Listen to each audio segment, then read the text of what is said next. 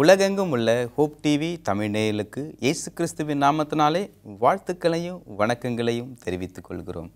மற்றும் ஒரு இனிய நன்னாளிலே இந்த தெய்வ செய்தியின் மூலமாய் உங்கள் அனைவரையும் சந்திப்பதிலே மிகுந்த மகிழ்ச்சி அடைகிறோம். தேவனுடைய கிருபையினாலும் உங்களுடைய பொருள் உதவினாலும் ஜெபத்தினாலும் இந்த ஊழியம் உலகெங்கும் மிகவும் சிறப்பாக நடந்து கொண்டிருக்கிறது. கர்த்தர் உங்களையும் உங்கள் குடும்பத்தையும் உங்கள் வியாபாரத்தையும் உங்களுடைய எதிர்காலத்தையும் ஆசீர்வதிப்பாராக. வாக்குத்தத்தம் என் தலைப்பின் கீழாக நாம் அருமையான செய்தியை படித்து கொண்டு வருகிறோம். இப்பொழுதுமாக நம்முடைய கவனத்தை யோசுவா 8ஆம் அதிகாரத்துக்கு திருப்பிக் கொள்வோம். தீர்மானத்தின் பள்ளத்தாக்கு. ஒரு பூனை ஒரு சுவற்றின் மேல் உட்கார்ந்திருக்கும் என்று சொன்னால் கற்பனை பண்ணி பாரிக்கொள்க. 2 பேர் பேசிகிட்டு இருக்காங்க, அந்த பூனை இங்கே உட்கார்ந்துருக்குது. ஒருவேளை இது வட சென்னைக்கு தாவுமா தென் சென்னைக்கு தாவுமா அப்படின்னு ஒரு டவுட் இருந்துச்சுன்னா நம்ம அந்த டவுட்டை கிளியர் பண்ணவே முடியாது. ஏன்னா பூனைக்கும் தெரியாது எங்கே குதிக்க போகுதுன்னு. கிறிஸ்துவர்கள் அநேகர் தீர்மானத்தின் பள்ளத்தாக்கில் இருக்கிறார்கள். இந்த பக்கம் போவதா அந்த பக்கம் போவதா,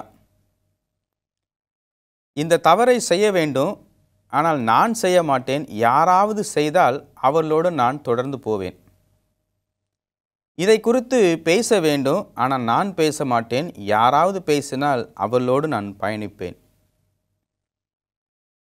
தீர்மானத்தின் பள்ளத்தாக்கிலே இருக்கிற உங்களுக்கும் எனக்கும் யோசுவா 8ஆம் அதிகாரம் ஒரு முக்கியமான அதிகாரமாக இருக்க போகிறது.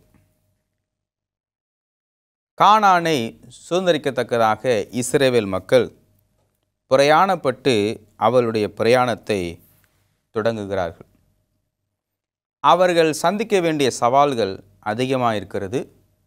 எப்பொழுதெல்லாம் தேவனை சார்ந்திருக்கிறார்களோ அப்பொழுதெல்லாம் கர்த்தர் அவர்களுக்காய் யுத்தம் பண்ணுகிறார்.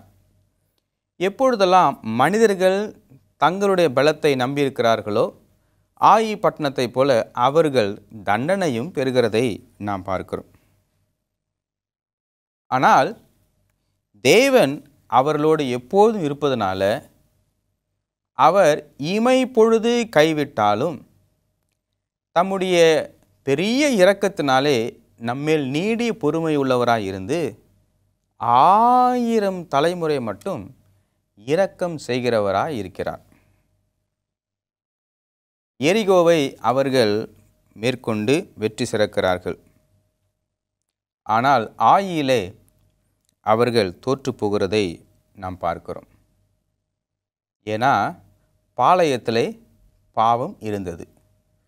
வீட்டுக்குள்ளே பாவத்தை பூட்டி வைத்துவிட்டு ஒன்றுமே தெரியாது போல ஆக்கான் இருந்ததை பரலோகத்தின் சர்வைவல் கேமரா இயேசு பார்த்து அந்த சர்வைவலன்ஸில் அவருக்கு பாடத்தை புகட்டி விட்டு அந்த பாவத்தை ஒதுக்கிவிட்டு அடுத்த கட்டத்துக்குள்ளே கடந்து போகிறாங்க. பழைய ஏற்பாடு காலத்தில் போய் வாழ்ந்தால் எப்படி இருக்குன்னு சொல்லி நமக்கு ரொம்ப சந்தோஷம்தான். ஆனால் கர்த்தர் அன்புள்ளவராக இருக்கிறார், அதே மாதிரி கண்டிப்புள்ளவராகவும் இருக்கிறார்.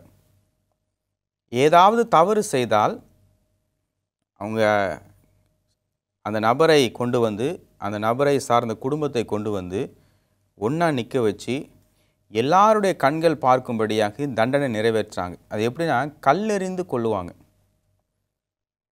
அப்படின்னா எல்லாரும் ஒவ்வொரு கல் எடுத்துக்கிட்டு 1 2 3 சொல்லிட்டு எல்லாரும் அடித்து கண்களுக்கு முன்பாகவே நம்மோடு நேற்று வரைக்கும் பேசினவர், நம்மோடு சாப்பிட்டவர், நம்மோடு பழகினவரை நம்மளே கல்லெறிந்து கொள்ளணும். அடுத்த முறை தவறு செய்ய மனசு வருமா? ஆண்டவர் அப்படி அந்த காரியத்தை செய்த பிறகு யோசுவாவோடு மறுபடியுமாய் பேசி இப்பொழுது நான் சொல்வதை கேளுங்கள் என்று சொல்லி ஒரு 30,000 யுத்த வீரர்களை அங்கே கண்டெடுத்து அப்புறம் இந்த யுத்தத்தை எப்படி நடத்த வேண்டும் என்று சொல்லியும் அவர் திட்டம் பண்ணுகிறார். ஆண்டவர் எப்பொழுதும் மாறுவதில்லை. அவர் செயல்படுகிற விதம் மாறுகிறது. எப்போதுமே எல்லாருக்குமே ஒரே அம்மா ஒரே அப்பா தான். ஆனால் சில டைம் அப்பா கோவப்படுவார், சில டைம் அப்பா அன்பாக இருப்பார்.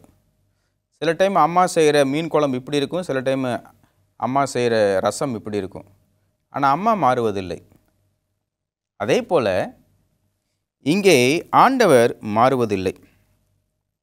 அவருடைய குணம், அவருடைய இயல்பு, அவருடைய வார்த்தை, அவர் சொல்லுகிற செய்தி ஒரு நாளும் மாற்றம் அடைவதே கிடையாது. ஆனால் அவர் செய்கிற வழிமுறை மாறிக்கொண்டே இருக்கும். 1 கொரிந்தியர் 9ஆம் அதிகாரம் 22ஆம் வசனம் இவ்வண்ணமாய் சொல்லுகிறது, எப்படி ஆயினும் அப்படின்னா எப்படி ஆயினும் சிலரை இரட்சிக்கும்படி நான் எல்லாருக்கும் எல்லாவும் ஆனேன். பவுல் ஒரு அப்போஸ்தலன், பேதுரு ஒரு சீஷன். இயேசுவை பின்பற்றி இயேசுவை போல் இருக்கிற ஒரு வாழ்க்கை வாழுகிறவர் பேதுரு. இயேசுவின் அன்பை புரிந்து கொண்டு இயேசுவை போல் எல்லாரும் மாற வேண்டும் என்று சொல்லி வேலை செய்தவர் பவுல். அவர் சொல்லுகிறார், எப்படி ஆயினும் சிலரை ரட்சிக்கும்படி நான் எல்லாருக்கும் எல்லாவும் ஆனேன். இயேசு நம்மோடு பேசுகிறதை நீங்கள் மறந்து போகவே கூடாது. நம்முடைய ஊழியம் சிறக்கும்படியாக, நம்முடைய ஊழியம் இன்னும் அதிகமாய் வளரும்படியாக ஆண்டவர் சில காரியங்களை நமக்கு உணர்த்துகிறார். இயேசுவானவர் குருடர்களை பார்வையடை செய்கிறார். ஒரு சமயம் அவர் தன்னுடைய உமிழ்நீரை உமிழ்ந்து அது ஒரு சேற்றிலே குழப்பி எடுத்து கண்ணில் வைத்து சுகப்படுத்துகிறதை பார்க்கிறோம். சில சமயம் வெறும் உமிழ்நீரை வைத்து சுகப்படுத்துகிறதை பார்க்கிறோம். சில சமயம் தொட்டு சுகப்படுத்துகிறதை நாம் பார்க்கிறோம். ஆண்டவர் நம்மை குணப்படுத்துகிற, நம் மூலமாய் அவர் கிரியை செய்கிற வழிகள் வித்தியாசமாக தான் இருக்கிறது என்பதை நாம் மறந்து போகவே கூடாது. ஆண்டவருடைய குணத்தை நாம் அறிந்து கொள்ளும் பொழுது, தீர்மானத்தின் பள்ளத்தாக்கிலே நாம் இருக்கும் பொழுது, நம்முடைய சுய புத்தியின் மேல் சாயாமல் தேவன் மேல் நம்பிக்கை வைக்கும்படியாக ஆண்டவன் நம்மை வழிநடத்துவார். இப்போ நம்ம யோசுவா 8ஆம் அதிகாரத்தை நாம் படிக்க இருக்கிறோம். அதுக்கு முன்னாடி 7ஆம் அதிகாரத்துக்கு போவோம்னா 7:26 அவன் மேல் இந்நாள் வரைக்கும் இருக்கிற பெரிய கற்குவியலை குவித்தார்கள். இப்படியே கர்த்தர் தமது கோபத்தின் உக்கிரத்தை விட்டு மாறினார். ஆகையால் அவ்விடம் இந்நாள் வரைக்கும் ஆகோர் பள்ளத்தாக்கு எனப்படும். பாவம் செய்கிற அந்த ஆத்துமாவை ஆண்டவர் நேசிக்கிறார். அந்த ஆத்துமா செய்கிற பாவத்தை வெறுக்கிறார். அந்த ஆத்துமா தொடர்ந்து பாவம் செய்யும் பொழுது நேசிக்கிற ஆண்டவர் அந்த ஆத்துமாவோடு பேச முடியாது. அவருக்கும் ஆண்டவருக்கும் ஒரு பிளவை ஏற்படுத்தும்படியாக அந்த பாவம் கிரியை செய்கிறது என்பதை நாம் பார்க்கிறோம். பாவத்தின் சம்பளம் மரணம். இங்கே வசனத்தை வாசிக்கிறோம். அந்த நபரை அடித்து கொன்ற பிறகு, அது ஒரு கற்குவியலாய் மாறின பிறகு ஆண்டவர் மாறினார், தன்னுடைய மனதை மாற்றினார் என்று சொல்லி சொல்லப்படுகிறது. மோசே அவர் மாம்சத்தில் இருக்கும் பொழுது ஒரு எகிப்தியனை வெட்டு கொன்றார். தாவீது அவர் மாமிச இச்சையோடு இருக்கும் பொழுது பத்சேபாளிடம் பாவத்துக்குள்ளாகி அந்த பாவத்தை மறைக்கும்படியாக அவருடைய கணவனை பயன்படுத்துகிறார். அதற்கு எந்த ஒரு வாய்ப்பும் இல்லாதிருக்கும்போது அந்த கணவரையும் கொண்டு போட்டு அவளை மனைவியாக ஏற்றுக்கொள்கிறார். பேதுரு தன்னுடைய சூழ்நிலையை அறிந்து இயேசுவை வெளிப்படையாக மறுதலிக்கிறதை பார்க்கிறோம். கிறிஸ்துவுக்குள் பிரியமான அன்பு சகோதரனே, சகோதரியே, ஆண்டவர் நம் அனைவரையும் மன்னிக்கும்படியாக சித்தம் கொண்டிருக்கிறார். ஆனால் பாவத்தை அறிக்கை செய்வது நம்முடைய வேலை.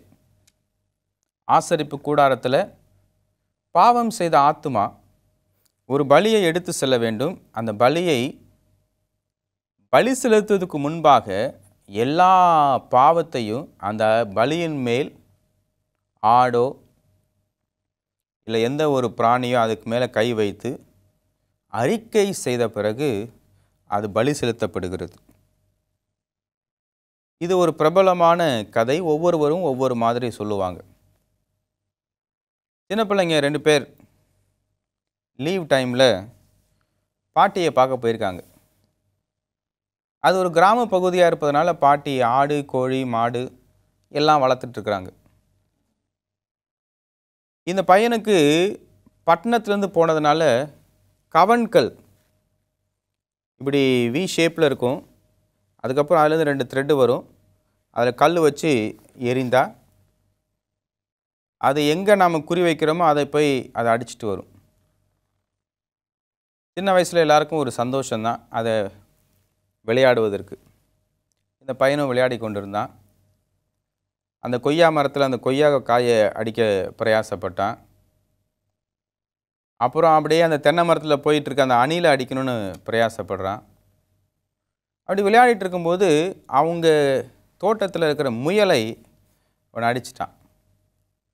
விளையாட்டுத்தனமாக செய்த சின்ன பையன் அந்த முயல் இறந்து போனதை பார்த்துட்டு பயந்து போகிறான். சுற்றி முற்றி பார்த்தா யாருமே இல்லை. அந்த முயலை அப்படியே கொண்டு வந்து கொஞ்சம் குழி பறித்து அதை புதைச்சி மூடிட்டான். அந்த முயல் அடிபட்டு அந்த முயல் அடக்கம் பண்ணுற வரைக்கும் இவனுக்கு மனசில் பயம். அப்பாடா, யாருமே பார்க்கல, நான் செஞ்சது யாருக்குமே தெரியாது அப்படின்னு நினச்சி பெருமூச்சு விடுறான், நிம்மதி மூச்சு விடுறான். திரும்பி பார்த்தா அவங்க அக்கா பார்த்துட்ருக்காங்க. நீ என்ன பண்ணன்னு எனக்கு தெரியுமே, நான் பாட்டிக்கிட்ட சொல்ல போகிறேன். அக்கா இதெல்லாம் செய்யாதக்கா, தெரியாமல் பண்ணிட்டேங்க்கா. அப்படியா, இன்னிலிருந்து நான் சொல்கிறத நீ கேட்கணும். சரிக்கா. அவனுக்கு கொடுக்குற ஐஸ்கிரீமு அக்கா வாங்கிக்குவாங்க. அக்காவோட ஐஸ்கிரீமும் அக்கா சாப்பிட்ருவாங்க. அப்படி எதையெல்லாம் பாட்டி அவங்களுக்கு கொடுக்குறாங்களோ இவனுக்கு ஒன்று அவளுக்கு ஒன்றுன்னு எல்லாத்தையும் அவனே வாங்கிக்குவான். இவனுக்கு அடிமை என்ற ஒரு எண்ணம் வந்து விட்டது. ஒரு நாள் இனிமே நம்ம பொறுமையாக இருக்க முடியாதுன்னு சொல்லி போய் பாட்டிக்கிட்ட அவங்க மடியில் படுத்துக்கிட்டு, பாட்டி நான் ஒரு காரியம் சொல்லுவேன், என் மேலே நீங்கள் கோவப்படக்கூடாது.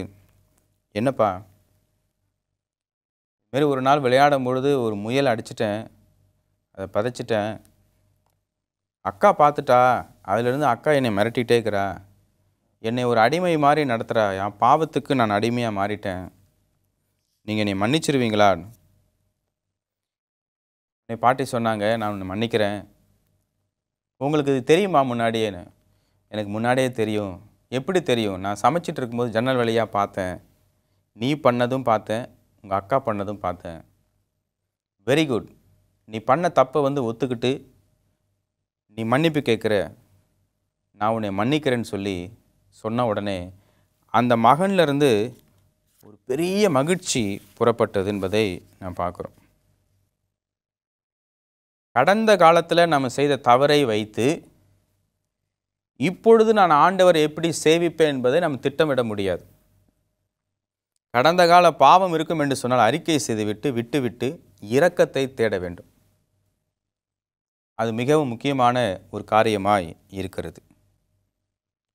யோசுவா 7 பாளையத்துக்குள்ள பாவம், யோசுவா 8 தீர்மானத்தின் பள்ளத்தாக்கில் ஆண்டவருடைய கிருபை மன்னிக்கிறது என்பதை நாம் இங்கே பார்க்குறோம். இதே சம்பவத்தில் இன்னொரு குணத்தை நாம் படிக்க வேண்டும். அவர் பாவத்தை நியாயம் தீர்க்கிறார். எவ்வளவு நாள் ஆனாலும் அதை விடுவதில்லை. எதற்காக நமக்கு நாட்கள் ஆகிறது? தண்டனை நமக்கு தாமதமாகும் பொழுது நாம் தைரியமாய் அந்த தவறை மறுபடியுமாய் செய்யக்கூடாது. தண்டனை நமக்கு தாமதமாகும் பொழுது மனம் திரும்புவதற்கான கனிகளை நாம் வெளிப்படுத்த வேண்டும். இங்கே நாம் பார்க்கும் பொழுது இந்த மக்கள் பாவம் செய்கிறார்கள். இவர்களுக்கு ஒரு பாடம் கொடுக்கப்படுகிறது. ஆயி பட்டணம் கைவிட்டு போகுது. அவர்கள் அந்த பாவத்துக்கு மனம் திரும்பி வருந்தி அதற்கான பிராயச்சித்தத்தை செய்யும் பொழுது அந்த பிராயச்சித்தம் முடிந்த பிறகு ஆண்டவர் அவர்களுக்கு ஆலோசனை கொடுத்து அதை சரிப்படுத்த வகை பண்ணுகிறார். இங்கே நம்ம பார்க்கும்பொழுது யோசுவா 8ஆம் அதிகாரம் 24 26 வரைக்கும் பார்க்கும் பொழுது எப்படி இதை செய்ய வேண்டும் என்பதை ஆண்டவர் வெளிப்படுத்துகிறதை பார்க்கிறோம். இதை வெளிப்படுத்தும் பொழுது நமக்கு ஒரு எண்ணம் வர வேண்டும். ஏன்னா இதை செய்வேன் என்று சொல்லி ஆண்டவர் முன்னாடியே சொல்லியிருந்தார். ஆதியாகமம் 15ஆம் அதிகாரத்தில் ஆபிரகாமோடு ஆண்டவர் பேசிக்கிட்டு இருக்கார். 12ஆம் அதிகாரத்தில் ஆண்டவர் ஆபிரகாமை அழைத்து ஆசீர்வதித்து, உன்னை ஆசீர்வதிக்கிறவர்களை ஆசீர்வதிப்பேன், உன்னை சபிக்கிறவர்களை சபிப்பேன், ஒரு காரியத்தையும் அங்கே வெளிப்படுத்துகிறார். 15ஆம் அதிகாரம் 14ஆம் வசனம், இவர்கள் சேவிக்கும் ஜனங்களை நான் நியாயம் தீர்ப்பேன், பின்பு மிகுந்த பொருள்களுடன் புறப்பட்டு வருவார்கள். 16ஆம் வசனம், 4ஆம் தலைமுறையிலே அவர்கள் இவ்விடத்துக்கு திரும்ப வருவார்கள், ஏனென்றால் ஏமோரியருடைய அக்கிரமம் இன்னும் நிறைவாகவில்லை என்றார். ஆதியாகமம் 15ஆம் அதிகாரத்தில் ஏமோரியருடைய அக்கிரமம் நிறைவாகவில்லை அப்படின்னு சொன்னவர் அந்த அக்கிரமத்தை நிவர்த்தி செய்யத்தக்கதாக யோசுவா 8ஆம் அதிகாரம் 24ஆம் வசனத்திலிருந்து நாம் வாசிக்கும் பொழுது, இஸ்ரவேலர் வனாந்தர வழியிலே தங்கள் துரத்தின ஆயின் குடிகளை எல்லாம் வெட்டி தீர்ந்த போதும் அவர்கள் அனைவரும் நாசமாகும் மட்டும் பட்டய கருக்கினால் விழுந்து இறந்த போதும் இஸ்ரவேலர் எல்லாரும் ஆயுக்கு திரும்பி அதை பட்டய கருக்கினால் சங்கரித்தார்கள். அந்நாளிலே ஆணும் பெண்ணுமாக ஆயின் மனுஷர் எல்லாரும் 12000 பேர் விழுந்தார்கள். ஆயின் குடிகள் எல்லாம் சங்கரித்து தீரு மட்டும் யோசுவா ஈட்டியை நீட்டிக்கொண்டிருந்த தன் கையை மடக்கவில்லை என்று சொல்லப்படுகிறது. ஆண்டவர் பாவத்துக்கு நியாய தீர்ப்பு கொடுக்கிறார். அடுத்ததாய் நாம் பார்க்கும் பொழுது ஆண்டவர் சரி, மன்னிப்பும் உண்டு, நியாய தீர்ப்பும் உண்டு, இது முடிந்த பிறகு அடுத்த கட்ட வாழ்க்கை என்ன என்று சொல்லி தீர்மானிப்பதற்கு நம்மிடமே விடுகிறார்.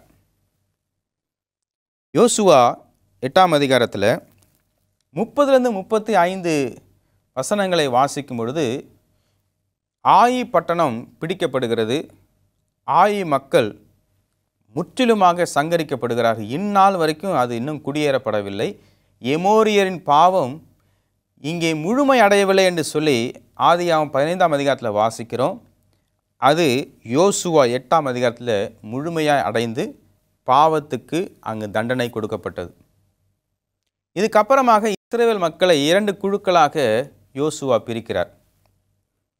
எப்படி மோசே 2 குழுக்களாக அவர்களை பிரித்து 2 மலையின் மேல் அவர்களை நிற்க வைத்து சாபத்தையும் ஆசீர்வாதத்தையும் உபாகம் 27ஆம் அதிகாரம் 28ஆம் அதிகாரத்தில் சொன்னாரோ, அதே மாதிரி சாபம் என்று எண்ணப்படுகிற ஏபால் மலையிலும் ஆசீர்வாதம் என்று கருதப்படுகிற கெரசீம் மலையிலும் நிற்க வைத்து ஆசீர்வாதத்தையும் சாபத்தையும் ஒன்றன் பின் ஒன்றாக யோசுவா வாசிக்கிறதை நாம் பார்க்கிறோம். இதை தீர்மானத்தின் பள்ளத்தாக்கிலிருந்து வாசிக்கிறதை பார்க்கிறோம். யோயேல் 3ஆம் அதிகாரம் 14ஆம் வசனத்தில் வாசிக்கிறோம், திரளான பேர் தீர்மானத்தின் பள்ளத்தாக்கிலே இருக்கிறதை நாம் பார்க்கிறோம். இந்த ஆசீர்வாதத்தையும் சாபத்தையும் கொடுத்திருக்கும் பொழுது நாம் ஆசீர்வாதத்தை சுதந்திரித்துக் கொள்ள வேண்டும் என்று சொல்லி ஆண்டவர் விரும்புகிறார். என்ன காரணம்? முதல் காரணம், நீங்கள் ஆசீர்வாதத்தை தேர்ந்தெடுத்தால் உங்களுக்கு உடனடி மகிழ்ச்சி, சந்தோஷம் என்று சொல்லி கர்த்தர் சொல்லுகிறார். நீதிமொழிகள் 10ஆம் அதிகாரம் 22ஆம் வசனம். நீதிமொழிகள் 10:22 சொல்லுகிறது, கர்த்தருடைய ஆசீர்வாதம் ஐஸ்வர்யத்தை தரும், அதனோடே வேதனையை கூட்டார் என்று சொல்லி சொல்லப்படுகிறது. கர்த்தருடைய ஆசீர்வாதம் ஐஸ்வர்யத்தை மாத்திரமே கொடுக்கும், அதனுடைய வேதனையை அவர் கூட்டுவது இல்லை. எதற்காக ஆசீர்வாதத்தை நாம் தேர்ந்தெடுக்க வேண்டும் என்று சொன்னால், இரண்டாவதாக தவிர்க்க முடியாத மரணமும் நியாய தீர்ப்பும். எபிரேயர் 9ஆம் அதிகாரம் 27ஆம் வசனம் சொல்லுகிறது, அன்றியும் ஒரு தரம் மரிப்பதும் பின்பு நியாய தீர்ப்பு அடைவதும் மனுஷனுக்கு நியமிக்கப்பட்டிருக்கிறது. நியாய தீர்ப்பும் மரணமும் தவிர்க்க முடியாது என்பதை இங்கே சொல்லப்படுகிறது. வாழ்க்கை ஒரு நிழலை போல் இருக்கிறது. 1 நாளாகமம் 29:15. வாழ்க்கை நூல் நெய்கிற, சேலை வேட்டி தைக்கிற அந்த ஊசி எவ்வளோ வேகமாய் போகிறதோ அந்த அளவுக்கு வாழ்க்கை வேகமாய் போகிறதுன்னு சொல்லி யோபு 7:6 பார்க்கிறோம். வாழ்க்கை ஒரு செய்தியை கொண்டு போகிற அஞ்சல்காரனை போல துரிதமாய் போகிறது. யோபு 9:25. வாழ்க்கை ஒரு புகையைப் போல கடந்து போகிறது. யாக்கோபு 4:14. வாழ்க்கை ஒரு புல்லுக்கு ஒப்பாயிருக்கிறது. இன்று வளர்ந்து நாளை மடிந்து போகிற புல்லுக்கு ஒப்பாயிருக்கிறது. சங்கீதம் 103:15-14. எதற்காக ஆசீர்வாதத்தை நாம் தேர்ந்தெடுக்க வேண்டும்? அவருடைய வருகை சீக்கிரமாக இருக்கிறது. மனுஷகுமாரன் இந்த நாளில் வருவார் என்று சொல்லி அறியாதிருப்பதனாலே நாம் ஆயத்தமாய் இருப்போம். எதற்காக ஆசீர்வாதத்தை நாம் தேர்ந்தெடுக்க வேண்டும் என்று சொன்னால், மனிதனுடைய மனம் கடினமாவதற்கு வாய்ப்பு இருக்கிறது. சங்கீதம் 95:7-8 சொல்லுகிறது. 8ஆம் வசனம் வாசிக்கும்போது, இன்று அவருடைய வார்த்தையை கேட்பீர்களானால் உங்கள் இருதயத்தை கடினப்படுத்த வேண்டாம். கிறிஸ்துவுக்குள் பிரியமான அன்பு சகோதரனே, சகோதரியே, பார்வோன் இந்த மன்னன் ஒவ்வொரு நாளும் அற்புதத்தை பார்க்கிறார். அந்த அற்புதத்தை பார்த்த உடனே அவருக்கு மனசு மாறி சரி போகலாம் என்று சொல்லுவார். எல்லாரும் போவதற்கு ரெடியாக இருக்கும் பொழுது போகக்கூடாதுன்றவர். அவருடைய மனம் கடினமாய் கொண்டே இருக்கிறது. ஆண்டவர் அவருடைய மனதை அவருடைய விருப்பத்துக்கு அப்புறம் விட்டுட்டதுனால அவர் கடினமாவதற்கு ஆண்டவரும் விட்டு விடுகிறார். இன்று தேவனுடைய வார்த்தையை நீங்கள் கேட்பீர்களானால் உங்களுடைய இருதயத்தை கடினப்படுத்தாதிருங்கள். தீர்மானத்தின் பள்ளத்தாக்கிலே நீங்கள் இருப்பீர் என்று சொன்னால் ஆசீர்வாதத்தை பெறுகிற வழியை மாத்திரம் நாம் பார்ப்போம். விசாலமான வழி அல்ல, குறுகலான வழியிலே நாம் போவோம். தேவன் நம்மை ஆசீர்வதிப்பாராக. ஜெபிப்போமா? கிருபை நிறைந்த நல்ல ஆண்டவரே, தீர்மானத்தின் பள்ளத்தாக்கில் இருக்கிற எங்களுடைய எல்லா நேர்களையும் ஆசீர்வதியும். ஆசீர்வாதத்தை பெறுவதற்கான வழியை அவர்களுக்கு வெளிப்படுத்தும். அந்த வழியை தேர்ந்தெடுக்க அவளை உற்சாகப்படுத்தும். என் செய்தியை கேட்கிற பார்க்குற ஒவ்வொரு பிள்ளைகளையும் ஆசீர்வதியும். இயேசுவின் மூலம் ஜெபிக்கிறோம் நல்ல பிதாவே, ஆமேன். தேவன் உங்கள் அனைவரையும் ஆசீர்வதிப்பாராக. ஆமேன்.